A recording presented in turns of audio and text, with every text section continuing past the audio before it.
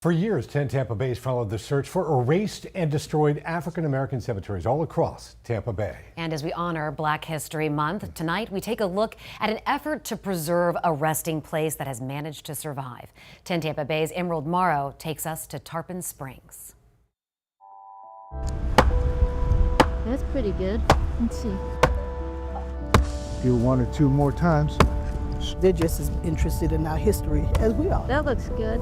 History of the Rose Cemetery in Tarpon Springs, the oldest intact resting place for African Americans in Pinellas County. We heard the story they used to mark some of the unmarked graves with conch shells to show people came from the Bahamas.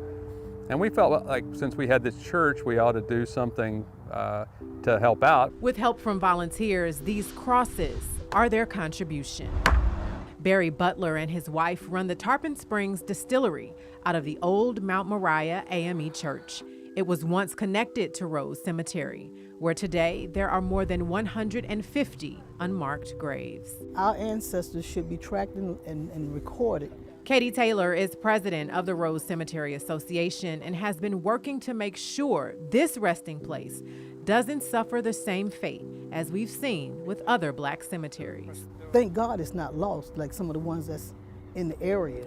Since 2019, archaeologists have found hundreds of graves from erased African American cemeteries across the Tampa Bay area under apartments, schools, and businesses. This includes in Pinellas, where 10 Investigates was the first to report the possibility of graves from a destroyed Black cemetery underneath the old Curtis Fundamental School in Clearwater. As a result of this reporting, archaeologists found more than 50 graves. Black cemeteries are important because we're people too. Historians say the cemetery has had to overcome major challenges, like destroyed records and, quote, haphazard burials. And Taylor has been working to preserve this rich cultural resource of Afro-Caribbean and African-American history, where veterans, Black spongers, and civil rights leaders rest. You know, you take that, you compare this to some of the African American cemeteries where they built schools on top of them, or buildings, or government buildings, or they hide the fact they're there and build, you know, apartment complexes on them and things. You know, at least this cemetery has a history and has maintained its history. On assignment for Black History Month, I'm Emerald Morrow.